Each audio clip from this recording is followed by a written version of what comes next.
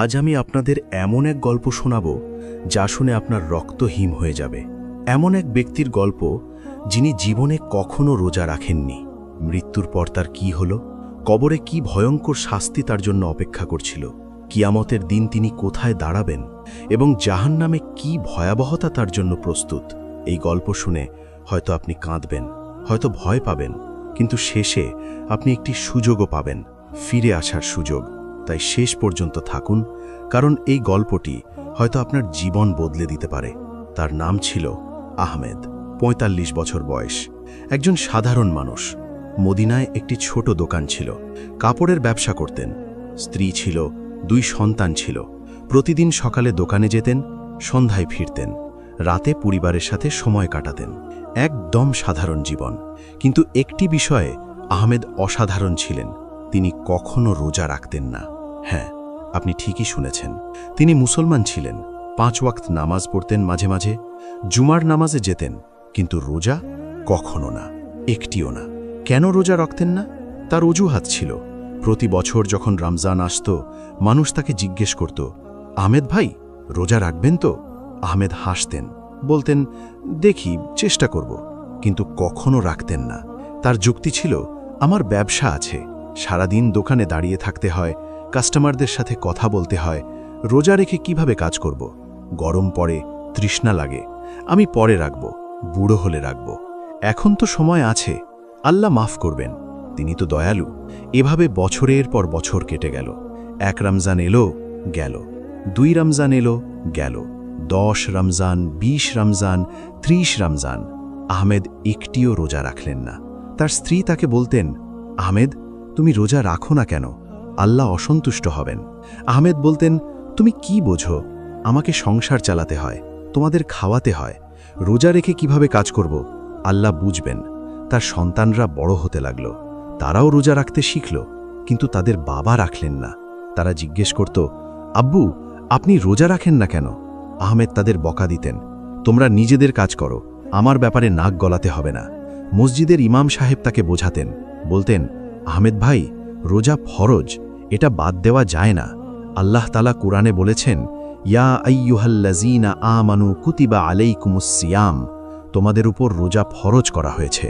আহমেদ শুনতেন, মাথা নাড়তেন, বলতেন, হ্যাঁ ইমাম সাহেব, আমি জানি, ইনশাল্লাহ রাখব, কিন্তু কখনো রাখতেন না। মানুষ তাকে বলতো, আহমেদ, তুমি যদি রোজা না রাখো, মৃত্যুর পর কি জবাব দেবে? আহমেদ হাসতেন, বলতেন, এত মানুষ রোজা রাখে না, আমি একা নই, আল্লাহ তো সবাইকে জাহান্নামে দেবেন না। আমি তো খারাপ মানুষ নই, চুরি করি না, ডাকাতি করি না, মানুষকে মারি না, শুধু রোজা রাখি না, এতেই কি জাহান্নাম? আল্লাহ দয়ালু, তিনি মাফ করবেন। এভাবে তিনি নিজেকে সান্ত্বনা দিতেন, নিজের বিবেককে শান্ত করতেন। কিন্তু গভীর রাতে যখন একা শুয়ে থাকতেন, তখন মনে একটা চিন্তা আসত, একটা ভয় আসত। কিন্তু পরদিন সকালে আবার দুনিয়ার কাজে ব্যস্ত হয়ে যেতেন, আবার সেই চিন্তা ভুলে যেতেন। এভাবে চলল বছরের পর বছর। ৪৫ বছর বয়স হলো আহমেদের। একদিন সকালে স্বাভাবিকভাবে দোকানে গেলেন। দুপুরে হঠাৎ বুকে ব্যথা শুরু হলো, প্রচণ্ড ব্যথা। তিনি বুঝতে পারলেন কিছু একটা হচ্ছে, ডাক্তার ডাকলেন, কিন্তু ডাক্তার আসার আগেই তিনি মাটিতে পড়ে গেলেন। Heart attack. মুহূর্তের মধ্যে সব শেষ। আহমেদ মারা গেলেন। খবর পেয়ে তার স্ত্রী, সন্তান ছুটে এলো, কিন্তু দেরি হয়ে গেছে। আহমেদ আর নেই, তার মৃতদেহ শুয়ে আছে, কিন্তু আহমেদের রূহ, তার কি হলো? যখন আহমেদের রূহ তার শরীর থেকে বের হতে শুরু করল, তখন তিনি প্রথমবারের মতো বুঝলেন তিনি কত বড় ভুল করেছেন। তার রূহ বের হচ্ছিল অসহ্য যন্ত্রণার সাথে। রাসূলুল্লাহ সাল্লাল্লাহু আলাইহি ওয়াসাল্লাম বলেছেন, যখন কাফের বা পাপিষ্ঠের রূহ বের হয়, তখন তা এমনভাবে বের হয় যেমন কাঁটাযুক্ত লোহার কাঁটা ভেজা তুলো থেকে টেনে বের করা হয়। আহমেদ অনুভব করলেন সেই কষ্ট। তার রূহ বের হচ্ছিল আর তিনি চিৎকার করতে চাইছিলেন, কিন্তু কেউ শুনতে পাচ্ছিল না। তার পরিবার কাঁদছিল তার মৃতদেহের পাশে, কিন্তু আহমেদ তখন অন্য জগতে। তার রূহ যখন পুরোপুরি বের হয়ে গেল, তখন 2জন ফেরেশতা এলো। তাদের চেহারা কঠোর, ভয়ঙ্কর। তারা আহমেদের রূহকে নিয়ে গেল, কিন্তু কোথায়? জান্নাতের দিকে নয়, নিচের দিকে। নিচে, নিচে, নিচে। আহমেদের লাশ গোসল দেওয়া হলো, কাফন পরানো হলো, জানাজার নামাজ হলো, মানুষ এলো। কেউ কেউ ফিসফিস করে বলল, আহমেদ তো কখনো রোজা রাখত না, আল্লাহ তাকে মাফ করুন। তারপর তাকে কবরে নামানো হলো, মাটি দেওয়া হলো, সবাই চলে গেল। কবরস্থান নিরিবিলি হয়ে গেল। শুধু আহমেদ পড়ে রইলেন তার কবরে, একা, অন্ধকারে। এবং তারপর শুরু হলো আসল ভয়াবহতা। কবরে আহমেদ হঠাৎ দেখলেন তিনি একা নন, দুজন ফেরেশতা এসেছেন। তাদের নাম মুনকার এবং নাকির। তাদের চেহারা এত ভয়ঙ্কর যে দেখলে মানুষ মারা যায়, কিন্তু আহমেদ তো ইতিমধ্যে মৃত। তারা তাকে বসালেন, প্রশ্ন করতে শুরু করলেন, মান রব্বুক, তোমার রব কে? আহমেদ উত্তর দিলেন, আল্লাহ। মা দীনুক, তোমার দিন কি? আহমেদ বললেন, ইসলাম। মান নবিয়ুক, তোমার নবী কে? আহমেদ বললেন, মুহাম্মদ সাল্লাল্লাহু আলাইহি ওয়াসাল্লাম। ফেরেশতারা তারপর জিজ্ঞেস করলেন, তুমি কি রোজা রাখতে? আহমেদ চুপ হয়ে গেলেন। কি বলবেন? না, তিনি রোজা রাখতেন না, একটিও না। তিনি মাথা নিচু করলেন, বলতে পারলেন না কিছু। ফেরেশতারা তার নীরবতাই উত্তর হিসেবে নিলেন। তারা বললেন, তুমি জানতে আল্লাহ তোমার ওপর রোজা ফরজ করেছিলেন? আহমেদ বললেন, হ্যাঁ, আমি জানতাম। তাহলে কেন রাখনি? আহমেদ বলতে শুরু করলেন, আমার ব্যবসা ছিল, আমার পরিবার ছিল, আমি ব্যস্ত ছিলাম। কিন্তু ফেরেশতারা তাকে থামিয়ে দিলেন, বললেন, এসব অজুহাত। তুমি জানতে কিন্তু মানতে না। তুমি আল্লাহর আদেশ অমান্য করেছ, এখন তুমি শাস্তি ভোগ করবে। হঠাৎ আহমেদের কবর সংকুচিত হতে শুরু করল। চারদিক থেকে মাটি চেপে আসতে লাগল। তিনি চিৎকার করলেন, কিন্তু কেউ শুনতে পাচ্ছিল না। রাসূলুল্লাহ সাল্লাল্লাহু আলাইহি ওয়াসাল্লাম বলেছেন, যদি কেউ কবরের শাস্তি থেকে বাঁচত তাহলে সাদ ইবনে মুআজও বাঁচতেন। তিনি এত নেক ছিলেন যে তার মৃত্যুতে আল্লাহর আরশ কেঁপে উঠেছিল। তবুও তাকে কবরে এক মুহূর্তের জন্য চাপ দেওয়া হয়েছিল। আর আহমেদ, তিনি তো রোজাই রাখেননি, তার শাস্তি আরও কঠিন। কবর চেপে আসতে লাগল। আহমেদের পাঁজর ভেঙে যেতে লাগল। অসহ্য ব্যথা, কিন্তু মৃত্যু নেই, কারণ তিনি তো ইতিমধ্যে মৃত। শুধু শাস্তি, শাস্তি, শাস্তি। তারপর আরও ভয়ঙ্কর কিছু শুরু হলো। কবরের মেঝে পরিবর্তন হয়ে গেল। এটা আর মাটি নেই, এটা এখন জাহান্নামের আগুনের বিছানা। আহমেদ শুয়ে আছেন জ্বলন্ত আগুনের ওপর। তার শরীর পুড়ছে, আবার নতুন হচ্ছে, আবার পুড়ছে। কুরআনে আল্লাহ তাআলা বলেছেন, যখনই তাদের চামড়া পুড়ে যাবে, আমি তাদের নতুন চামড়া দেব, যাতে তারা শাস্তি আস্বাদন করতে পারে। এই ছিল আহমেদের অবস্থা। দিনের পর দিন, মাসের পর মাস, বছরের পর বছর। তার পরিবার ওপরে তার কবরে ফুল দিচ্ছে, দোয়া করছে, কিন্তু নিচে আহমেদ চিৎকার করছেন, কাঁদছেন, অনুশোচনা করছেন, বলছেন, আহ, যদি আমি রোজা রাখতাম, যদি আমি শুনতাম। কিন্তু এখন আর কিছু করার নেই, এখন শুধু শাস্তি। রাসূলুল্লাহ সাল্লাল্লাহু আলাইহি ওয়াসাল্লাম একবার মিরাজের রাতে কবরের শাস্তি দেখেছিলেন। তিনি দেখেছিলেন কিছু মানুষকে যাদের পেটে পাথর দিয়ে পেটানো হচ্ছে।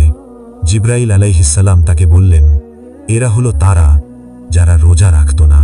রাসূলুল্লাহ সাল্লাল্লাহু আলাইহি ওয়াসাল্লাম আরও দেখলেন কিছু মানুষের মুখে আগুন ঢুকিয়ে দেওয়া হচ্ছে। এরাও ছিল রোজা না রাখা মানুষ, কারণ তারা যে মুখ দিয়ে আল্লাহর জিকির করার কথা, সেই মুখ দিয়ে সারাদিন খেয়েছে। তারা যে পেট দিয়ে আল্লাহর হুকুম মানার কথা, সেই পেট দিয়ে অবাধ্য হয়েছে। এখন সেই মুখ, সেই পেট শাস্তি পাচ্ছে। আহমেদের কবরে আরও ছিল। সাপ আসত তাকে দংশন করতে, বিচ্ছু আসত হুল ফোটাতে। প্রতিটি দংশন, প্রতিটি হুল ছিল অসহ্য, কিন্তু মৃত্যু ছিল না। রাসূলুল্লাহ সাল্লাল্লাহু আলাইহি ওয়াসাল্লাম বলেছেন, কবরের একটি সাপের দংশন দুনিয়ার ৭০টি সাপের দংশনের চেয়ে বেশি কষ্টদায়ক। এবং এই সাপ দংশন করছে বারবার, থামছে না। আহমেদ চিৎকার করছেন, আমাকে ক্ষমা করো, আমাকে আর একটি সুযোগ দাও, আমি ফিরে গিয়ে রোজা রাখব। কিন্তু কেউ শুনছে না। এখন ফেরার পথ নেই, এখন শুধু সামনে এগিয়ে যাওয়া, কিয়ামতের দিকে। বছরের পর বছর কেটে গেল, দশক কেটে গেল, শতাব্দী কেটে গেল। আহমেদ তার কবরে শাস্তি ভোগ করছেন। উপরের দুনিয়ায় মানুষ এসেছে, গেছে, তার সন্তানরা বুড়ো হয়েছে, মারা গেছে, তাদের সন্তান হয়েছে, কিন্তু আহমেদের শাস্তি চলছে, থামছে না। এবং তারপর একদিন সেই মহাপ্রলয় এলো, কিয়ামত। ইসরাফিল আলাইহিস সালাম শিঙায় ফুঁদ দিলেন, আকাশ ফেটে গেল, পৃথিবী কেঁপে উঠল, পাহাড় উড়ে গেল, সমুদ্র ফুটতে লাগল এবং সব কবর খুলে গেল। সব মৃত মানুষ বের হয়ে এলো। আহমেদও বের হলেন, কিন্তু তিনি কি দেখলেন? হাসরের ময়দান, অসীম, বিশাল, লাখো কোটি মানুষ, সবাই নগ্ন অবস্থায়, সবাই ভয়ে কাঁপছে। সূর্য মাথার 1 মাইল ওপরে, গরম অসহ্য, ঘাম ঝরছে। আহমেদ দেখলেন মানুষ বিভিন্ন দলে ভাগ হয়ে যাচ্ছে। একটি দল আলাদা, তারা সবাই খুশি, তাদের মুখে আলো, তারা হাসছে, তাদের কপালে লেখা এরা রোজাদার, এরা রাইয়ান দরজা দিয়ে জান্নাতে যাবে। আহমেদ তাদের দিকে তাকালেন, তিনি চাইলেন তাদের সাথে যেতে, কিন্তু পারলেন না। ফেরেশতা তাকে টেনে নিয়ে গেল অন্য দলে।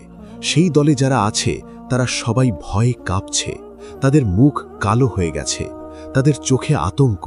তারা জানে তাদের জন্য কি অপেক্ষা করছে।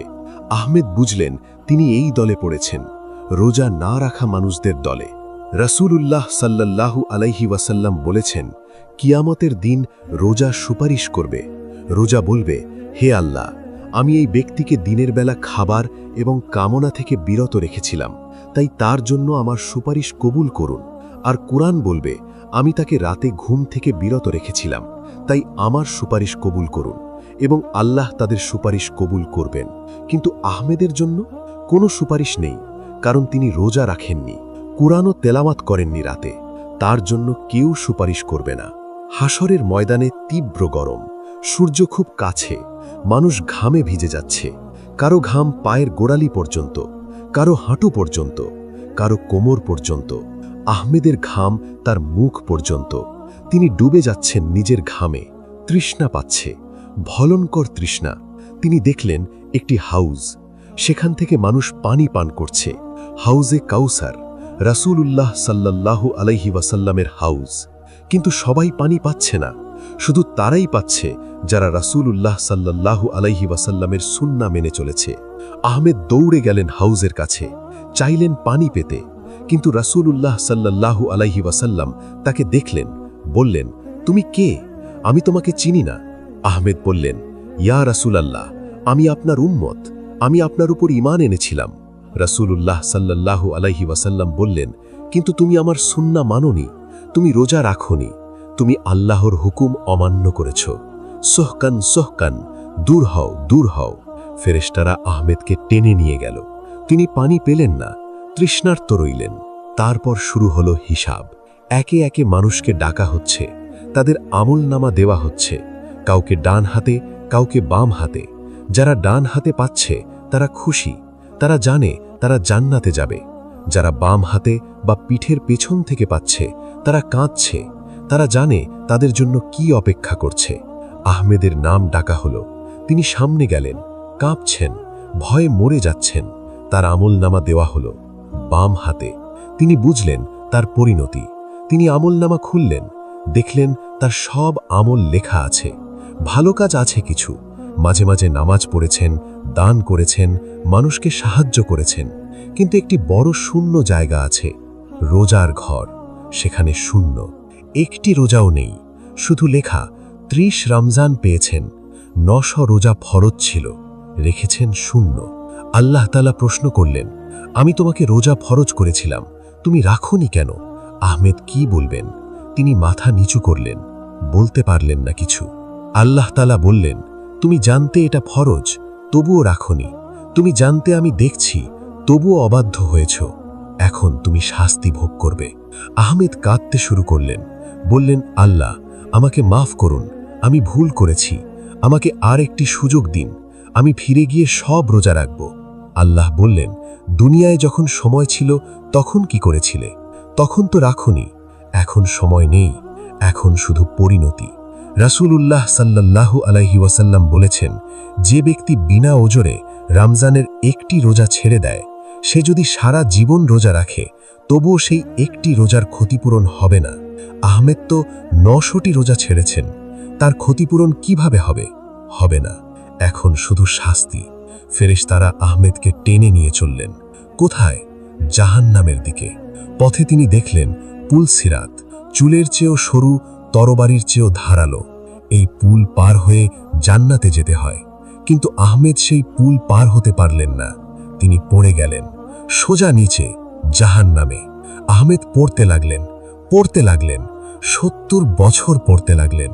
হ্যাঁ, 70 বছর, এত গভীর জাহান্নাম। এবং তারপর তিনি পৌঁছলেন তলদেশে। সেখানে তিনি দেখলেন যা দেখে তার রক্ত হিম হয়ে গেল। জাহান্নাম, আগুনের সমুদ্র, লাভা, ধোঁয়া, চিৎকার, কান্না। আহমেদ বুঝলেন এটাই তার চিরস্থায়ী ঠিকানা। এখানেই তিনি থাকবেন চিরকাল। কোনো মৃত্যু নেই, কোনো শেষ নেই, শুধু শাস্তি, অনন্তকালের শাস্তি। জাহান্নামের ফেরেশতারা এলো। তারা আহমেদকে ধরল। তাদের চেহারা এত ভয়ঙ্কর যে দেখলে জ্ঞান হারিয়ে যায়। কিন্তু জাহান্নামে জ্ঞান হারানোর সুযোগ নেই, সবকিছু অনুভব করতে হবে। তারা আহমেদকে নিয়ে গেল একটি জায়গায়। সেখানে অনেক মানুষ, সবাই চিৎকার করছে, কাঁদছে। ফেরেশতারা বলল, এরা হলো তারা যারা রোজা রাখত না, বিনা ওজরে রোজা ছেড়ে দিত। এখন তারা শাস্তি ভোগ করছে। আহমেদকে সেই দলে ঢুকিয়ে দেওয়া হলো এবং শাস্তি শুরু হলো। প্রথমে তাকে শুইয়ে দেওয়া হলো আগুনের বিছানায়। সেই আগুন এত তীব্র যে দুনিয়ার আগুন তার তুলনায় কিছুই না। রাসূলুল্লাহ সাল্লাল্লাহু আলাইহি ওয়াসাল্লাম বলেছেন, তোমাদের দুনিয়ার আগুন জাহান্নামের আগুনের 70 ভাগের 1 ভাগ। আহমেদ সেই তীব্র আগুনে শুয়ে আছেন। তার শরীর পুড়ছে, চামড়া গলে যাচ্ছে, মাংস ঝরে যাচ্ছে, হাড় দেখা যাচ্ছে। কিন্তু তারপর আবার তার শরীর নতুন হয়ে যাচ্ছে, আবার পুড়ছে। এভাবে চলবে অনন্তকাল। তারপর ফেরেশতারা তাকে উঠালো, নিয়ে গেল আরেক জায়গায়। সেখানে একটি বড় পাত্র। সেই পাত্রে ফুটন্ত পানি, কিন্তু এটা সাধারণ পানি নয়, এটা হামিম, জাহান্নামের ফুটন্ত পানি। এত গরম যে মাথায় ঢাললে পেট পর্যন্ত গলে যায়। ফেরেশতারা আহমেদের মুখ খুলে দিল। জোর করে সেই ফুটন্ত পানি ঢেলে দিতে লাগল। আহমেদ চিৎকার করছেন, কিন্তু কেউ শুনছে না। পানি নামছে, তার গলা পুড়ে যাচ্ছে, পেটে পৌঁছচ্ছে, তার ভেতরের সব কিছু গলে যাচ্ছে। কুরআনে আল্লাহ বলেছেন, এবং তাদের জন্য থাকবে ফুটন্ত পানি যা তাদের নাড়ি ভুঁড়ি টুকরো টুকরো করে ফেলবে। আহমেদ সেই শাস্তি ভোগ করছেন। কেন? কারণ তিনি যে মুখ দিয়ে আল্লাহর জিকির করার কথা, সেই মুখ দিয়ে রোজার দিনে খেয়েছেন। তিনি যে পেট দিয়ে আল্লাহর হুকুম মানার কথা, সেই পেট দিয়ে অবাধ্য হয়েছেন। এখন সেই মুখ, সেই পেট শাস্তি পাচ্ছে। তারপর আরও শাস্তি। ফেরেশতারা আহমেদকে নিয়ে গেল একটি গর্তে। সেখানে জাক্কুম গাছ, জাহান্নামের গাছ। এর ফল দেখতে শয়তানের মাথার মতো। আহমেদকে জোর করে সেই ফল খাওয়ানো হলো। সেই ফল এত তিক্ত, এত বিষাক্ত যে পেটে যেতেই সব কিছু নষ্ট করে দেয়। আহমেদ খেলেন, তার পেট জ্বলতে শুরু করল, অসহনীয় জ্বালা। তিনি পানি চাইলেন, ফেরেশতারা হাসল। তারা তাকে পানি দিল, কিন্তু সেই পানি ছিল গলিত পুঁজ, মৃত মানুষের ক্ষত থেকে নির্গত পুঁজ। আহমেদকে সেই পুঁজ পান করতে হলো। কোরআনে আল্লাহ বলেছেন, তাদের সামনে রাখা হবে পুঁজ এবং ফুটন্ত পানি। তারা তা পান করবে, কিন্তু গলা দিয়ে নামবে না। এভাবে আহমেদ শাস্তি ভোগ করতে লাগলেন। প্রতিদিন নতুন শাস্তি, প্রতিদিন নতুন কষ্ট। কখনো তাকে বিশাল শিকলে বাঁধা হয়। সেই শিকল এত ভারী যে 70 জন মানুষ মিলেও তুলতে পারবে না, কিন্তু আহমেদকে একাই বহন করতে হয়। কখনো তাকে আগুনের কাপড় পরানো হয়। সেই কাপড় তার শরীরে লেগে থাকে, পুড়িয়ে দেয়। কখনো তাকে পিটানো হয় লোহার হাতুড়ি দিয়ে। প্রতিটি আঘাতে তার হাড় ভেঙে যায়। তারপর আবার জোড়া লাগে, আবার পিটানো হয়। রাসূলুল্লাহ সাল্লাল্লাহু আলাইহি ওয়াসাল্লাম বলেছেন, জাহান্নামের সবচেয়ে হালকা শাস্তি হলো একজন মানুষের পায়ে আগুনের জুতা পরানো হবে, যার তাপে তার মগজ ফুটতে থাকবে। আহমেদ তো হালকা শাস্তি পাচ্ছেন না, তিনি পাচ্ছেন কঠিন শাস্তি। কারণ তিনি ফরজ ত্যাগ করেছিলেন ইচ্ছাকৃতভাবে, বিনা কারণে। জাহান্নামের সময় যায় না, দিন রাত নেই, শুধু অন্ধকার আর আগুন। আহমেদ জানেন না কত সময় হয়েছে, হয়তো 1000 বছর, হয়তো লাখ বছর। তিনি শুধু শাস্তি ভোগ করছেন, কান্নাকাটি করছেন, চিৎকার করছেন, কিন্তু কেউ শুনছে না। কোরআনে আল্লাহ বলেছেন, আজ তোমরা চিৎকার করো বা না করো সমান, তোমাদের জন্য কোনো সাহায্য নেই। আহমেদ মাঝে মাঝে বলছেন, আল্লাহ আমাকে মাফ করুন, আমাকে বের করে দিন, আমি আর কখনো পাপ করব না। কিন্তু জবাব আসে, না, তুমি দুনিয়ায় ছিলে যখন তখন মানোনি, এখন এখানেই থাকবে। তিনি বলেন, আমাকে মেরে ফেলুন, আমি আর বাঁচতে চাই না। জবাব আসে, না, এখানে মৃত্যু নেই, তুমি চিরকাল এভাবেই থাকবে। একদিন আহমেদ জাহান্নামে অন্যদের সাথে দাঁড়িয়ে আছেন। সবাই কাঁদছে, সবাই আফসোস করছে। হঠাৎ তিনি দেখলেন দূরে একটা আলো। কি এটা? তিনি তাকালেন, দেখলেন একটি দরজা। সেই দরজা দিয়ে কিছু মানুষ ভেতরে আসছে। কারা এরা? এরা নতুন মানুষ, যারা জাহান্নামে এসেছে। আহমেদ তাদের চিনতে পারলেন। এরা তার যুগের মানুষ, তার পরিচিত মানুষ, যারা তার মতো রোজা রাখত না। এখন তারাও এসেছে জাহান্নামে, তাদেরও একই শাস্তি। আহমেদ বুঝলেন, এই হলো পরিণতি। যারা রোজা রাখে না তাদের সবার একই পরিণতি, জাহান্নাম। কিন্তু তিনি আরও দেখলেন, অনেক মানুষ জাহান্নামে আসছে না। তারা কোথায়? তারা জান্নাতে। কারা এরা? তারা যারা রোজা রেখেছিল, যারা আল্লাহর হুকুম মেনেছিল, যারা তৃষ্ণা সহ্য করেছিল, ক্ষুধা সহ্য করেছিল আল্লাহর জন্য। এখন তারা জান্নাতে আরামে আছে, আর আহমেদ জাহান্নামে কষ্টে আছে। আহমেদ মাঝে মাঝে ভাবেন, যদি আমি রোজা রাখতাম, যদি আমি শুনতাম, যদি আমি বুঝতাম। কিন্তু এখন আর কিছু করার নেই। দুনিয়ার জীবন শেষ, এখন শুধু পরিণতি, চিরকালের পরিণতি। তিনি মনে করেন সেই দিনগুলোর কথা, যখন রমজান আসত, যখন তার স্ত্রী বলতেন রোজা রাখো, যখন তার সন্তানরা বলতো আব্বু রোজা রাখেন না কেন, যখন ইমাম সাহেব বোঝাতেন। সবাই তাকে সতর্ক করেছিল, কিন্তু তিনি শোনেননি। এখন তিনি শুনছেন, কিন্তু দেরি হয়ে গেছে, অনেক দেরি। প্রিয় দর্শক, এই ছিল আহমেদের গল্প। একজন মানুষ যিনি জীবনে রোজা রাখেননি, আর তার পরিণতি ভয়াবহ। কবরের শাস্তি, হাসরে অপমান, জাহান্নামের চিরন্তন যন্ত্রণা। কিন্তু এই গল্প শুধু আহমেদের নয়, এই গল্প হতে পারে যে কারো, যে রোজা রাখে না, যে আল্লাহর হুকুম অমান্য করে, যে মনে করে আমি পরে রাখব, এখন না। এই গল্প হতে পারে আপনার, হতে পারে আমার। তাই আজই সিদ্ধান্ত নিন, আজই তওবা করুন। যদি আপনি রোজা না রেখে থাকেন, তাহলে এখনই তওবা করুন। কাজা রোজা রাখুন, যতগুলো ছেড়েছেন সব রাখুন। হ্যাঁ, কঠিন হবে, হ্যাঁ সময় লাগবে, কিন্তু জাহান্নামের শাস্তির চেয়ে কি কঠিন? আল্লাহ তাআলা বলেছেন, হে আমার বান্দারা, যারা নিজেদের উপর জুলম করেছ, তোমরা আল্লাহর রহমত থেকে নিরাশ হইও না। নিশ্চয়ই আল্লাহ সব গুনাহ মাফ করেন। এখনো সময় আছে, এখনো আপনি বেঁচে আছেন, এখনো আপনার হাতে সুযোগ আছে। মৃত্যু আসার আগে, কবরে যাওয়ার আগে, হাসরে দাঁড়ানোর আগে, জাহান্নামে পড়ার আগে এখনই তওবা করুন, এখনই রোজা রাখা শুরু করুন। যদি এই রমজান আসে, তাহলে রোজা রাখুন। যদি আগের রোজা বাকি আছে, তাহলে কাজা রাখুন, এক একটা করে রাখুন। আল্লাহ আপনার নিয়ত দেখবেন, আপনার চেষ্টা দেখবেন, এবং তিনি মাফ করবেন, কারণ তিনি গাফফুরুর রহিম, তিনি ক্ষমাশীল, দয়ালু।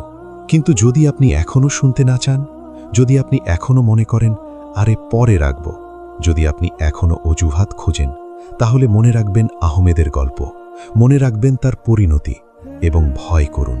কারণ একদিন আপনার মৃত্যু আসবে, একদিন আপনাকেও কবরে যেতে হবে, একদিন আপনাকেও হাসরে দাঁড়াতে হবে, আল্লাহর সামনে দাঁড়াতে হবে। তখন কি বলবেন? কি অজুহাত দেবেন?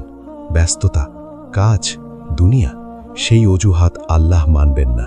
তিনি শুধু একটা কথা বলবেন, আমি তোমাকে আদেশ দিয়েছিলাম, তুমি মানোনি, এখন পরিণতি ভোগ করো। আর সেই পরিণতি হবে জাহান্নাম, চিরকালের জন্য জাহান্নাম, যেখানে আগুন, যন্ত্রণা, কান্না, আফসোস, কিন্তু কোনো মুক্তি নেই।